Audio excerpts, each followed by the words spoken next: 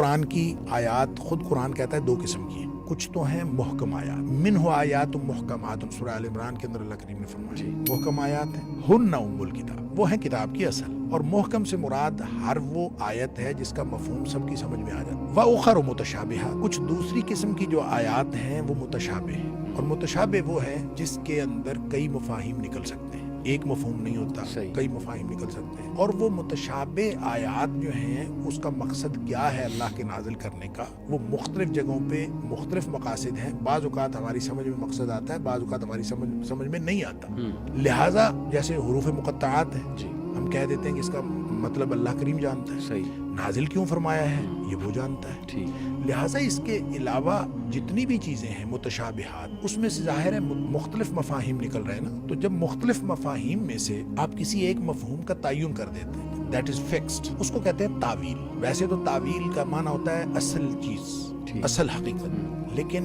علمی اصطلاح میں کسی بھی چیز سے جب ایک سے زیادہ مفاہیم نکل رہے ہوں تو آپ کسی دلیل کی بنیاد پر کسی ایک مفہوم کو فکس کر دیں، اس کو تعویل کہتے ہیں۔ وہ بے دلیل نہیں ہوتا، ہوتا دلیل کی بنیاد پر، لیکن آپ کہتے ہیں اس کا یہی مفہوم، یہ قرآن نے منع کیا، متشابہات کے بارے میں یہ بات منع کی۔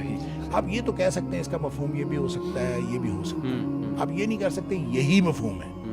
اس کے بارے میں قرآن نے کہا ہے کہ وَأُخَرُ مُتَشَابِهَاتٌ فَأَمَّا الَّذِينَ فِي قُلُوبِهِمْ زَيْغٌ، جن کے دلوں میں ٹیڑھ اور کجی ہے، وہ فَيَتَّبِعُونَ مَا تَشَابَهَ مِنْهُ ابْتِغَاءَ الْفِتْنَةِ وَابْتِغَاءَ تَأْوِيلِهِ،